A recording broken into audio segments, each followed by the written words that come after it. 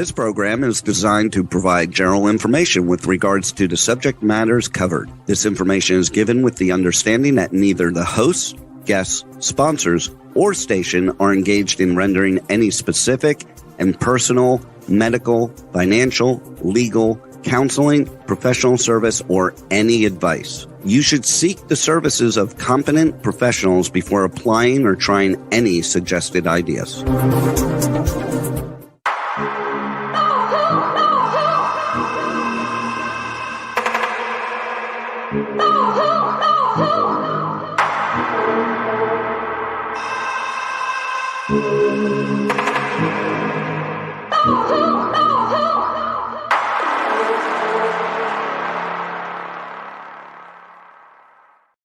Good morning, true seekers and true crime junkies. Welcome back to another episode of Hit the Road, Jack, Finding the Zodiac.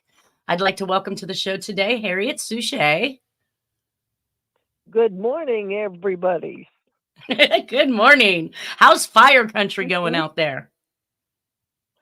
It's actually like my feral farm cat that I'm now taking care of has predicted, we got a slight early fall. So instead of 110 during the day, it's 92 during the day. Right. It's a lot better. Right. It is feeling much nicer out there. I have somebody getting ready to cut trees around my house today for me, and I hope we don't hear him in the middle of the podcast, but I'm excited to get some early fall work done. I want to catch everybody up. I spoke last week in regards to the wrongful conviction case that I've been working on with the gentleman whose DNA seems to have been planted at the scene of the crime. And I love that this falls right on into, murder and chaos and all the things that we see the cops will do to implicate somebody who wasn't even part of it. But he sent me an additional letter because I wrote back to his last one where he said he is completed a writ of habeas corpus requesting that his case be looked at again due to actual innocence. And in his new letter he sent back to me, he says, hi, it's Friday afternoon, 8/9/2024. I will mail this letter to you with first outgoing mail on Sunday night, 8/11/2024. I received your 7/30/2024 letter. Thank you so much. I really appreciate it.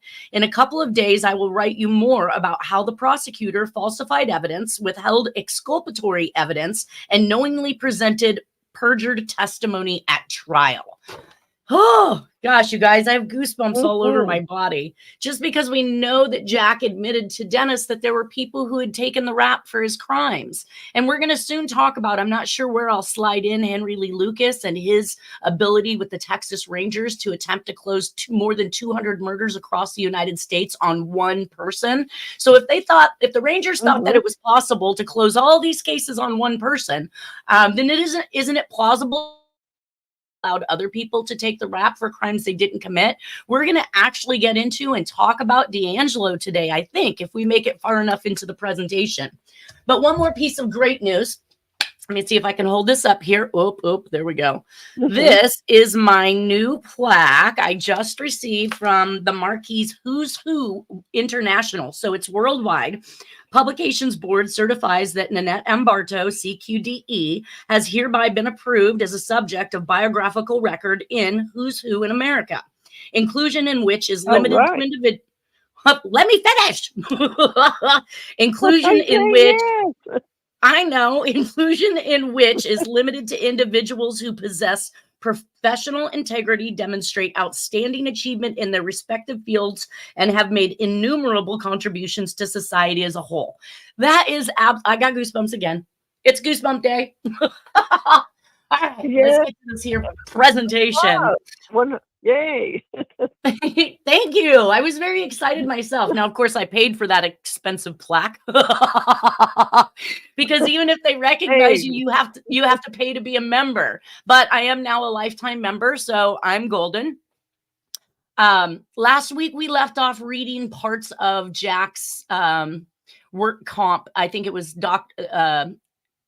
one of the doctors had evaluated him for work comp. And at this point in time, I believe he is actually taking a work comp case against both Tahoe City Linen and against Cameron Park Shell. So we know he's still in the Cameron Park area because this is where this particular letter is discussing what he's up to. So let's finish off with his past medical history. Mhm. The patient has no allergies. He takes no medication, past surgical procedures, in addition to the lumbar laminectomy, a history of a fracture of the right forefoot. So did you ever know he fractured his foot? All I know is I don't think Dennis ever talked about that, but he had problems with that foot because he was 1 inch or 2 inches maybe shorter on one side. So, Well, we're going to get into that. yeah, This yeah. page actually covers this, which I thought was interesting because I think in the Santa Rosa murders, albeit you believe that somebody else committed the Santa Rosa hitchhiking murders, correct? Oh, well, I keep on finding it. It's always, yeah, it's not Not Jack. His crew is linked. They got the information. So yeah, keep going. I think in one It's a body mind blower.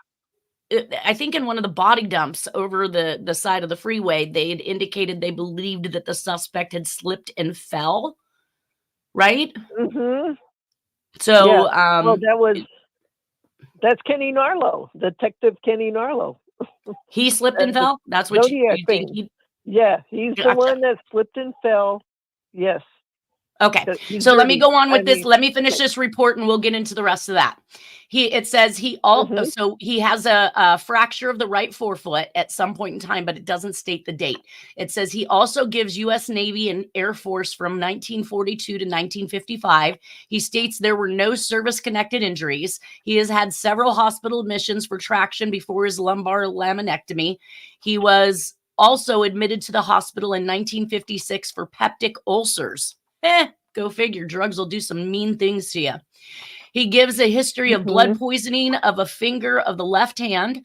He denies diabetes mellitus, tuberculosis, thyroid disease, high blood pressure, heart, lung, GI, GU, or other bone and joint diseases or abnormalities. In family history, it says the patient denies familial illnesses. Social history, the patient smokes 1 1/2 packs of cigarettes per day. He drinks very little. That's funny because we know that he didn't go to Alcoholics Anonymous until 1980, right?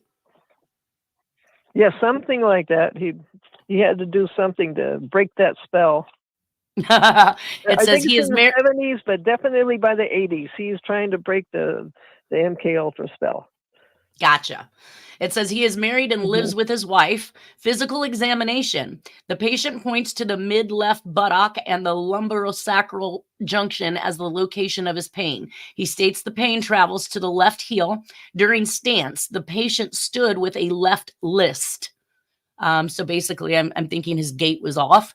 However, range of motion. So did they ever indicate which leg the Zodiac limped on?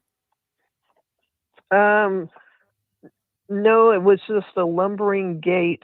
Oh God, I think it's the left side lumber because they saw him from behind, lumbering gait from behind. So, gotcha. So this all seems to be, even though he fractured foot on the right foot, it seems to be a left issue with his back. So he states the pain. He states the pain travels to the left heel. During stance, the patient stood with a left list. However, range of motion revealed that there was no paraspinosis muscle spasm to account for this stance. So is he faking it? The left sacral tenderness, he forward flexed with fingertips only to the knee level. Spinal extension was 10 degrees, right and left bending, 30 degrees, right and left rotation, 45 degrees. Gross motor testing was normal in the lower extremities. Thigh circumference 4 inch above the adductor tubercles were 18 3/8 inch on the right, 18 1/4 on the left. So we do have a shorter left side than right side. Calves were 15 5/8 inch bilaterally. Leg lengths were equal at 35 inches. So he doesn't have a shorter leg. He just has a gait that's off. Gait examination was normal, though. Deep tendon reflexes were normal throughout. During straight leg raising in the sitting position, the patient leaned back on the table and had no back pain during straight leg raising.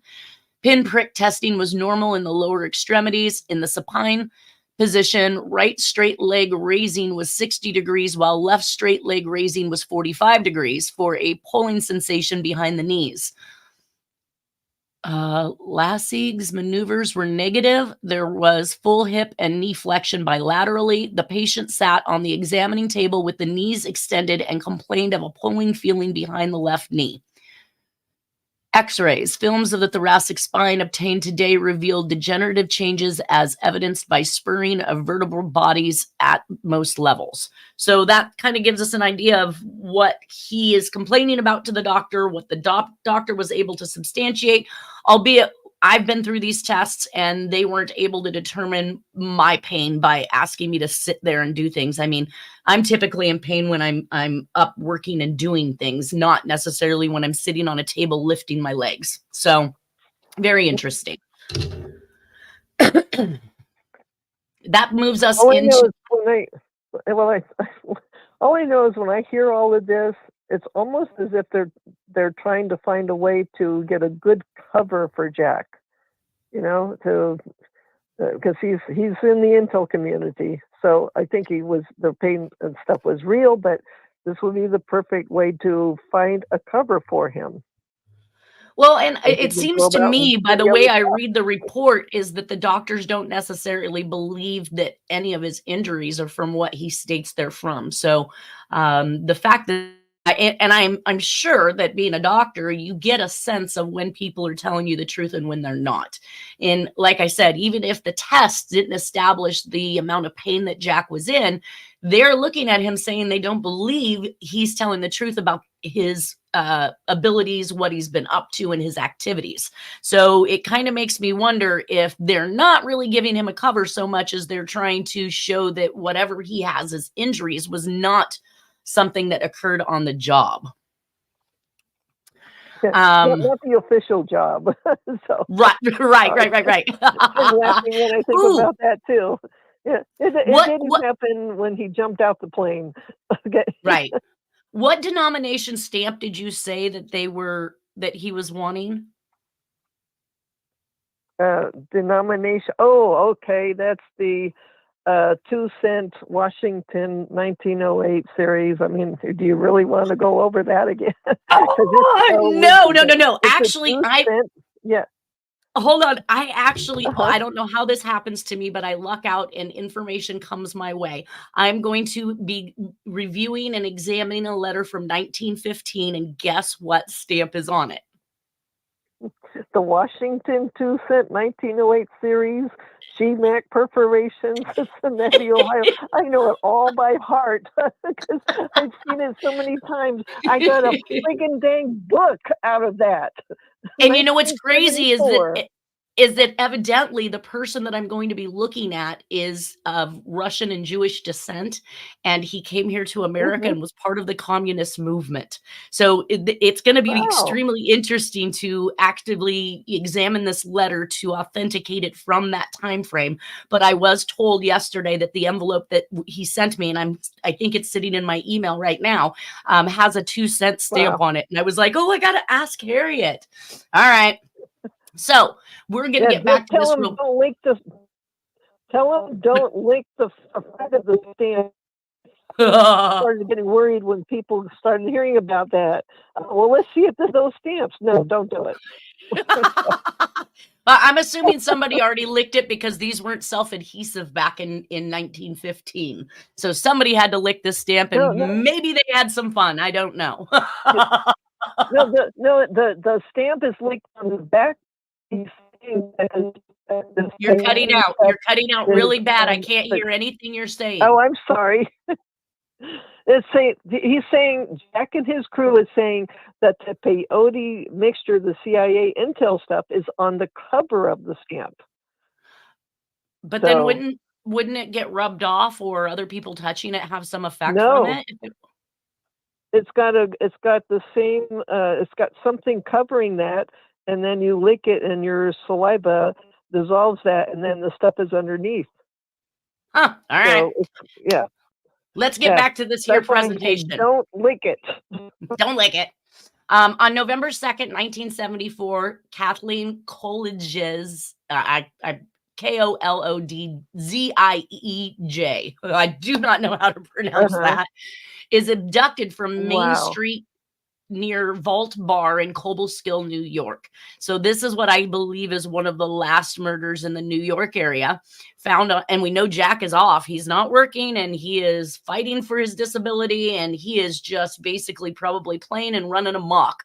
So he definitely isn't grounded in some place where it requires him to be there, and he can literally be across the United States within, what'd we say, the trip on Route 66 all the way out. Was it Route 66 out all the way across the United States?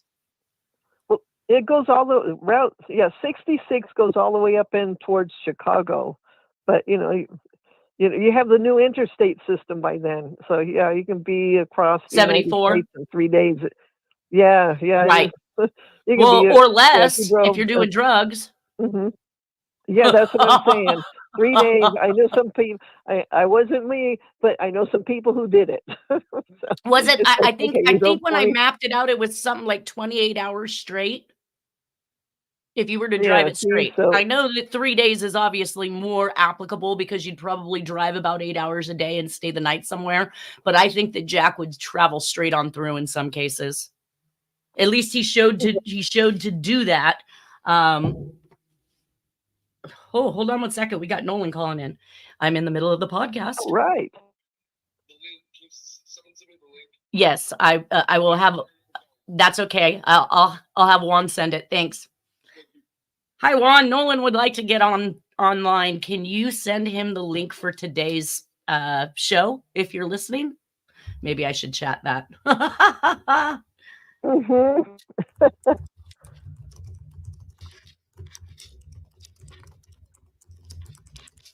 All right.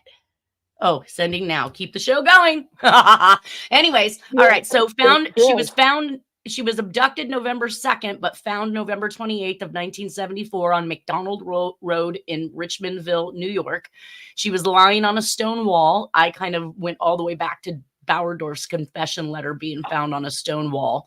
She was partially clothed, stabbed in the back and shoulders numerous times. Autopsy was done at Albany Medical Center, which is where a majority of the New York murders occurred, including the Gall and Sharp finding of the Zodiac letter in their apartment in New York. It was literally, I want to say, a block or so from Albany Medical Center.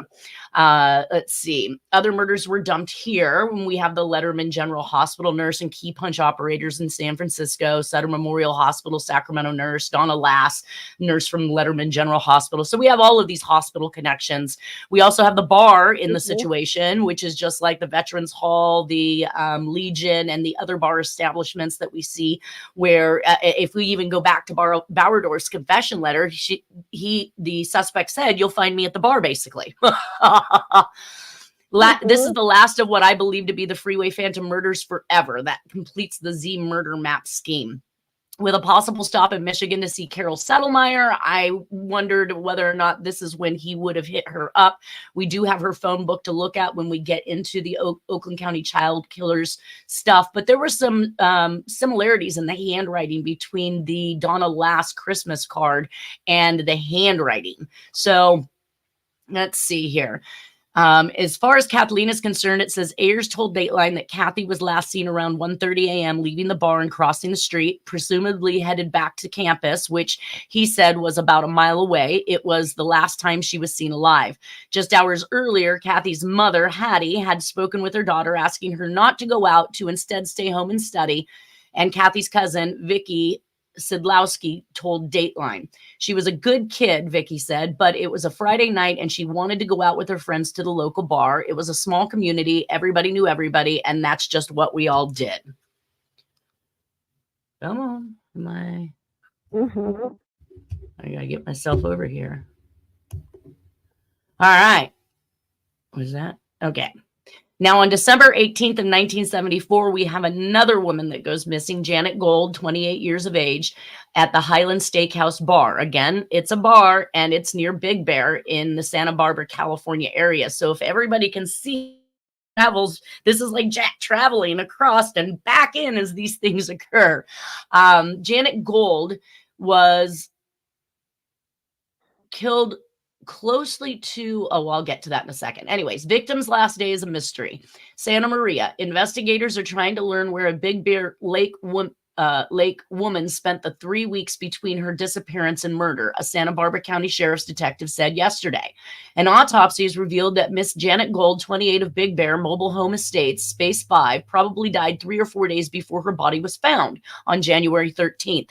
So she went missing on December 18th and was not found until January 13th and had died within 3 to 4 days of her body being found. So this is another thing that we saw with the Oakland County child murders that we're going to be talking about, and some of the other crimes where the victims, let's go back to Black Dahlia. She was also, it was said that she was also kept or tortured for X amount of time before her body was actually found, right, Harriet? Mm-hmm. Yep. Something like 9 days or something like, yeah. So it was several days, and so about 9, 10, and that a baby was taken out of her womb too before she was butchered. Ew. So terrible. Pretty bad. Yeah. Yeah. It says her husband reported her missing December 19th after she failed to return from a shopping trip in Big Bear. Her car was found locked and apparently undisturbed in the shopping center. The body was found in brush at the bottom of an embankment, which is a lot of the things we see with the Santa Rosa hitchhiker murders. Investigators said Miss Gold died of multiple stab wounds in her heart and other vital organs. No motive for the killing has been determined. Did you have any information on Janet Gold? No, these are some of the ones that are going to, have to be tackled in the next month or so when I get to school. Oh, gotcha. So, okay. Because I'm seeing so much stuff forming in my head as you're doing this, and I'm wondering which costs.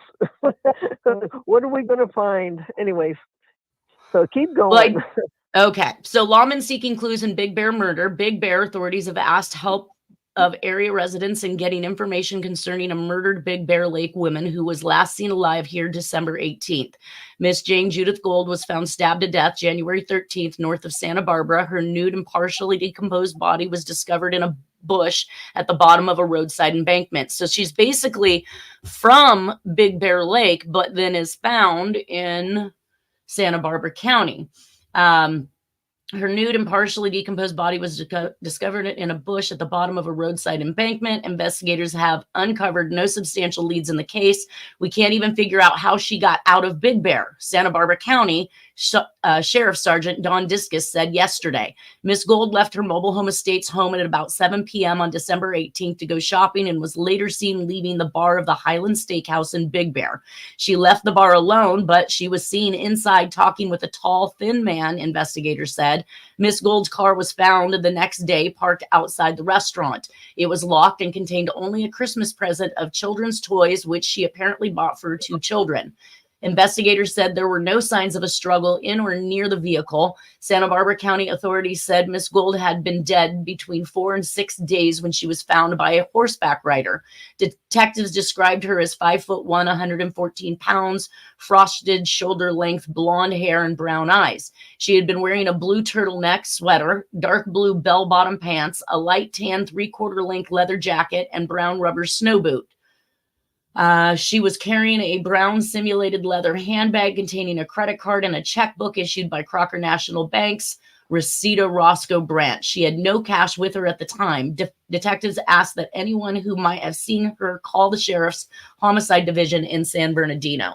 So, yeah, she's not almost an hour and 40 minutes away, it looks like, but also is listed on a map of other murders, which listed Nancy Easton. And we talked about Nancy Easton, I believe, either last week or the week before.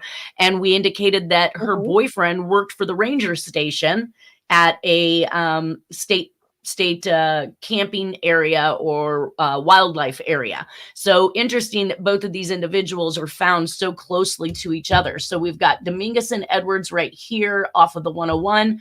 We've got Janet Gold found here off of the 101. And then we have Nancy Easton, which that says Crestline. Let me see if I can make no, I can't see.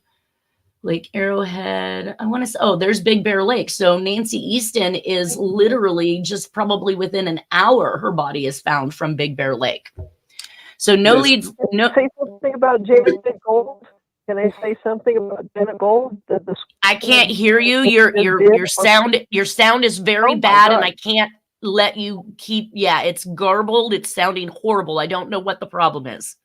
Did they find any of Janet Gold's belongings or clothing? It indicated that. I think it indicated you that said what she was wearing. They didn't say what they found. Yes, but I think that. Disappearance. I thought it said that her stuff was locked inside her car. No, just the gifts for the kids. I think they said what she was wearing, but she was found nude. But they didn't say if they found her purse or clothing. That's what I wanted to say. She was carrying a brown simulated leather handbag containing a credit card and a checkbook. She had no cash with her at the time. So I don't know if if they're just telling us what her husband believed she left with. Yeah, I don't know. All I know. Unclear. Go ahead, Harriet. All I know is it sounds. Oh no! All I know is it's very, very, a lot like what Eva Blau was wearing. So a lot of this is often just stories. Then you anagram all this stuff. But anyway, the clothing, all this stuff, a lot of Eva Blau and Jack. You can't hear. Blau. We can't hear you, Harriet. I don't know. Oh, you can't. No, you keep cutting in and out. You're cutting in and out. I'm cutting. Wow, that's cell service today. I heard that. I think it's a lot like Eva Blau. Yeah. Yeah, I mean, when I looked at some of this stuff, let's see, 3/4 length leather jacket, brown rubber snow boots. She was carrying a brown simulator. Yeah, it doesn't really indicate what they found with her. If she was found nude on a nude, I don't know. Anyways, no. Let's see if the next article says no new leads in Big Bear woman's death. Santa Maria, Santa Barbara County Sheriff's deputies have been unable to uncover any substantial leads in the investigation into the stabbing death of a Big Bear Lake woman whose body was found January 13th northwest of Santa Barbara. Miss Janet Judith Gold, 28 of Big Bear Mobile Home Estate, Space 5, was last seen alive December 18th when she left a restaurant bar in Big Bear. Her nude, partially decomposed body was dumped down a roadside embankment in a secluded area near the community of Buellton. Investigators said she had no relatives or close friends outside the Big Bear area and had apparently experienced no marital problems. Her car was found locked and undisturbed in front of a Big Bear restaurant she had visited alone. Detective Ron Gardner said there is no evidence the woman had been sexually assaulted. So again, we have somebody who's abducted, who's held, who's killed with no signs of sexual abuse, which is why I include these in this particular case with the Zodiac, because we know that if there was an attempt to make it look like they were sexually assaulted, there was certainly no DNA or any type of bodily fluids found that would have indicated somebody had had sex with them. So it was likely that they were just penetrated by an object to make it look like it was a sexual crime. Ooh, we got more. Body discovered. Reserve Sheriff's Deputy Jerry Carroll points to the spot where the body of Janet Judith Gold, 28 of Big Bear, was discovered late Monday afternoon. Body was located about 6 feet down an embankment off an access road approximately 100 feet of South Highway 246 and 2 miles west of Buellton. Deputies sectioned off the surrounding area as the search for clues continued late into Monday night, and on Tuesday, Miss Gold was the victim of a stabbing, and investigation will continue in Big Bear and Santa Barbara County areas. Big Bear woman found murdered 2 miles west of Buellton. The discovery of the nude body of a young woman brought sheriff's deputies to an isolated brush area approximately 2 miles west of Buellton late Monday afternoon, where an extensive search was initiated for clues to the identity of the victim and motive for her stabbing. The woman, identified Wednesday as Janet Judith Gold, 28 of Big Bear, was discovered by a rider exercising her horses About 4 p.m. Monday, deputies said. The body was found approximately 6 feet off a paved access road and about 100 feet off Highway 246. The entire area was roped off by sheriff's deputies who began a search which lasted late into Monday night. Investigation of the discovery spot continued on Tuesday, and positive identification was made through checking missing persons reports and finally Miss Gould's dental charts. Miss Gould was married and the mother of 2. She had been missing from Big Bear since December 18. The woman, deputies said, could have been dead from 4 to 7 days or even longer. Recent weather conditions in the area have retarded the decomposition process, complicating the work of the pathologist. Pathology reports will be completed to determine the approximate time of death and whether she had been the victim of a sexual attack, it was said. The investigation is continuing, so I'm still not getting that information. Here is Judy Bowers, reporter, says, let me see if I can skim through this. 29 years old, a wife, mother, family drove or moved to Big Bear in 74. She was a hairstylist by trade, was a stay-at-home mother with her 2 young daughters at the time she was killed. When Glenn arrived home after work, Janet asked him to go Christmas shopping so they could pick up some things for the girls. Glenn was tired and convinced his wife that if he went, they would have to take 7-year-old Marianne and 2-year-old Jennifer along so there would be no surprises. So Janet went alone. Marianne, who prefers not to have her last name used because she says there is still a killer out there, doesn't want her mother's memory to fade. Janet went shopping, but first stopped at Big Bear Lake Fire Department. Janet's daughter says the department was hosting a holiday party on December 18th, and Janet knew some of the firefighters. The young mother used to take walks with her daughters, and the family would often stop at the fire station during their outings. A plastic fire truck was found inside Janet's car the night she disappeared. According to stories published in the Grizzly January, Janet was last seen around 7 p.m. She went to the village to shop, then apparently stopped by the Highlanders Steakhouse for a drink. Johnson lived in Lake Arrowhead when her sister disappeared. She and her husband, Bob, owned the construction company Janet's husband worked for. Janet's car was found in the parking lot of the Highlander with toys inside. The car was locked and the keys were inside. So we found her car keys. Keys are inside. Interesting. Right. Right. That may have led to her being abducted. She probably needed help Maybe to get in her car. Locked herself out, right? Yeah. Let's see. The story of the Grizzly regarding Janet's disappearance stated that the patrons and employees of the Highlander were interviewed, but no one remembered seeing Janet enter the restaurant. Johnson is quoted in the story saying Janet might have used the name Kathy at the Highlander. The story also stated that Janet didn't take any personal belongings with her when she left. So personal belongings, like her purse. Her body was discovered January of 1975, been stabbed to death. No one's been arrested.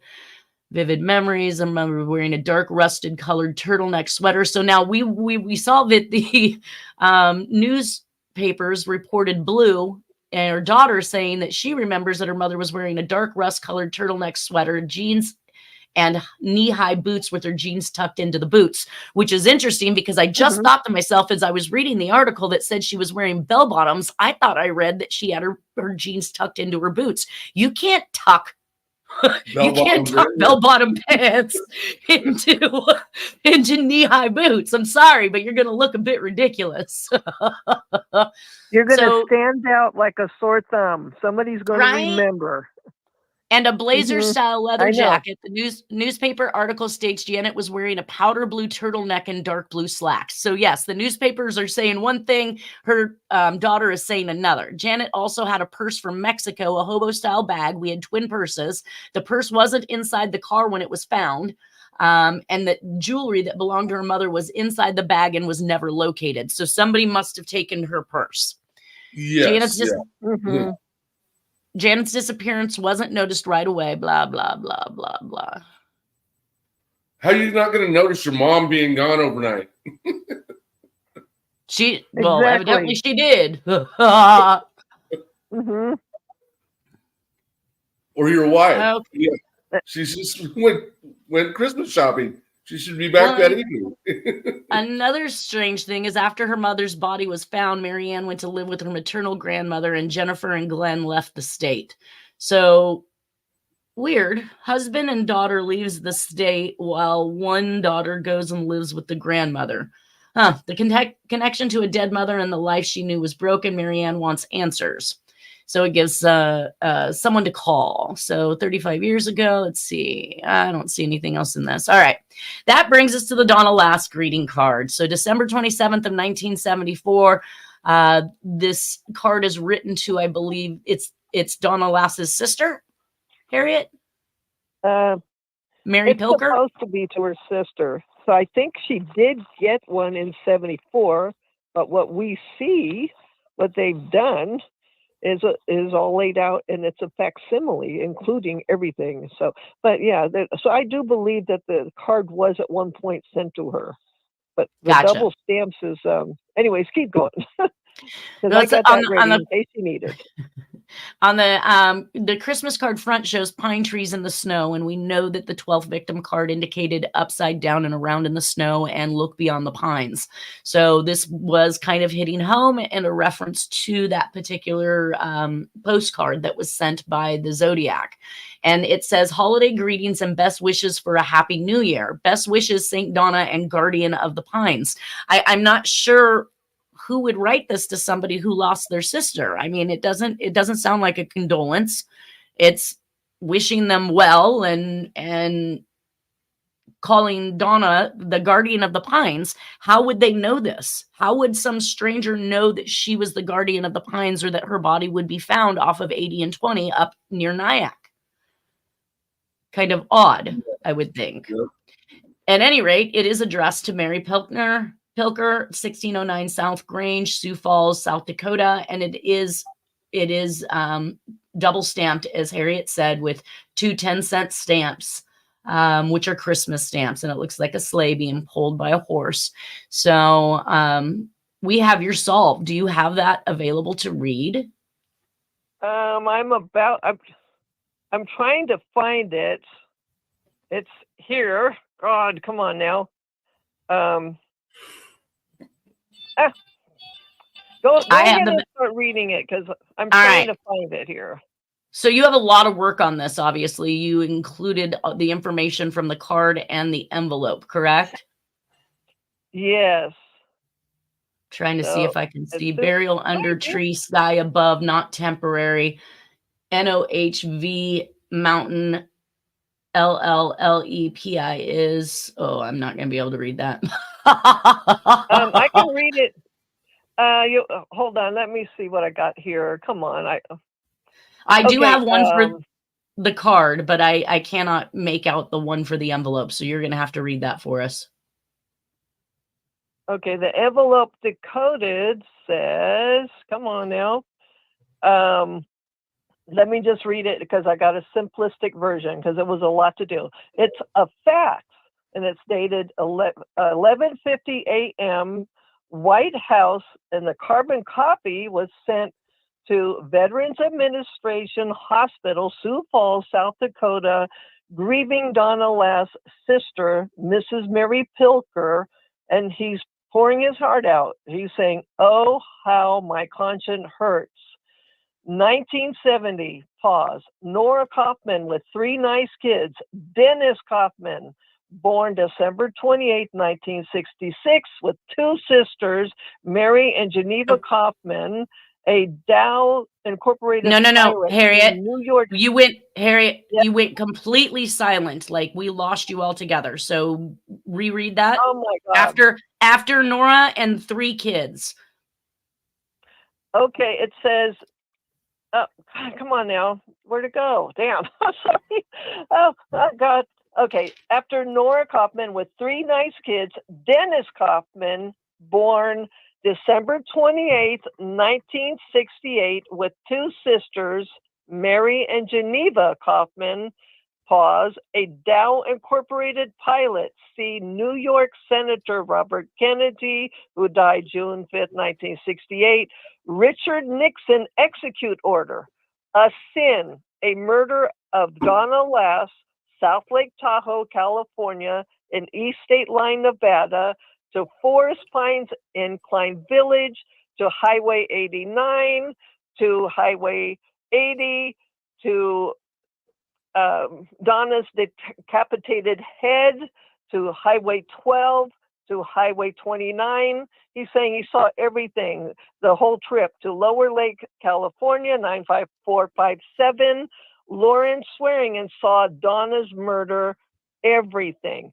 By October 1970, had to borrow Riverside, California coroner, drive south with the 3 kids in a ambulance. It was converted. The VW was converted to 1114. That's ambulance, and was used to transport the body. The corpse stinks. Shit. Put Donna's body on ice. Wait 11 months. I put my cipher on your $500 reward poster. 11 months later, drive highways like I-5 101 to get body, then bury her and loose teeth on August 6, 1971 at Bureau of Land Management, Morgan Valley Road, Lower Lake, California. Head is at 2080 areas. Son Denny bought Northwest Orient tickets. USN Daniel David Cooper, a swearing-in look-alike. Sin, 11/15/71. Victim 13. Xerox note.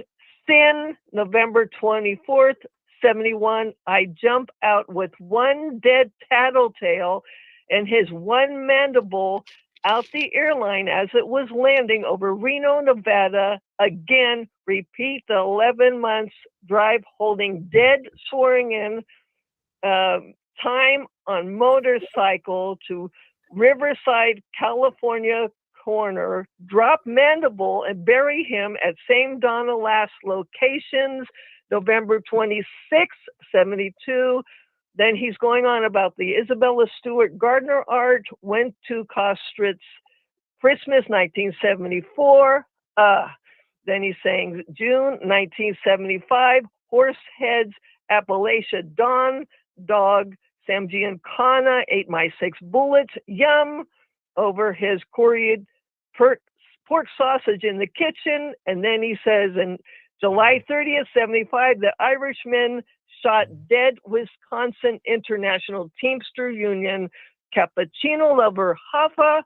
I sent Reagan suffrage star envelope and cryptic note decoded into my message that included about the December 22nd, 1973 Diplomat Hotel, married John Walsh Jr., had hog-tied Jeanette Kamahili. All this for this envelope, anyways.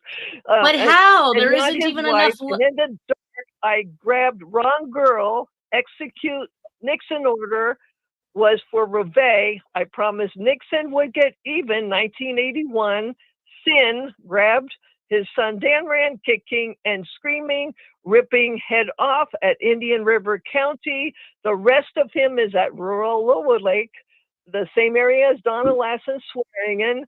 That Adam is now Lily Brandt. The same father of Adam is now Lily. Kidnapped Des Moines, Iowa, newspaper boy, 13 years old, to be Adam/Lily Brandt's brother, Dan Brandt, in South Texas. For your information, White House, first milk carton center, National Center for Missing and Exploited Children, New York City, Pat's face, zip code 08105, Charismatic Church, Camden, New Jersey, pastor, New York photographer, Pablo Escobar, 15 million, Ursuline High School, Santa Rosa Reve, Annan Walsh, and Jose Ramos, and his girlfriend, Eaton Pat's babysitter, Sandy Harmon, lure Stan Pat's son with the kid's favorite toy on May 29, 79, and walk holding his hand to the Nathaniel Courier 152 Nassau Studio address, East 4th Street, Ramos, New York home building. You skipped a statement. It said Courier 152 Nassau Studio address, then fed Eaton a strychnine laced chocolate Easter bunny at Unit 15, 234 East 4th Street, Ramos, New York, home building. All right, now continue. From Reeve Dump. Oh, hold on 1 second. Here we go. It's coming. Okay. The courier. Well, he's saying that they fed strychnine to Eaton Pat's, an Easter bunny, and then his body dumped like rubbish at Santa Rosa Weeks Creek. That's the hitchhiker murders, all that area. Lot near the road. And then he's saying, per Pope, 9/7, the September 7th, 1970 victim, Donna Lass, and Tattletale, November 24th, 71, Dow Pilot, Lawrence Swearingen. They are both Catholic. These Catholics must have a proper burial under a juniper pine tree and blue sky and air above, not the temporary and North Up Highway vehicle right here in Lower Lake. And then he's saying that the South Lake Tahoe law enforcement and South Dakota private investigator for missing registered nurse Lass is UTL, unable to locate. Then he's saying, tut, tut. He's like, anyways, Tarrance. So, to reiterate, Vice President George Bush, sir, I sent Star Sentinel fax some months ago. Therefore, Ronald Reagan, White House and Secret Service send under the influence of a restraining order. He's trying to say he got a restraining order for that. Anyways, trying to ask Reagan a favor, if he'd please search with global spatial image interpretations in the Western Tahoe National Forest, the Donner Pass and Camp Spalding Sierra area. It's basically saying search for those remains because they're supposed to be buried underneath this particular tree. Guess where those trees were? Dennis recalled Mount Occam. And those trees, juniper trees, are in that area.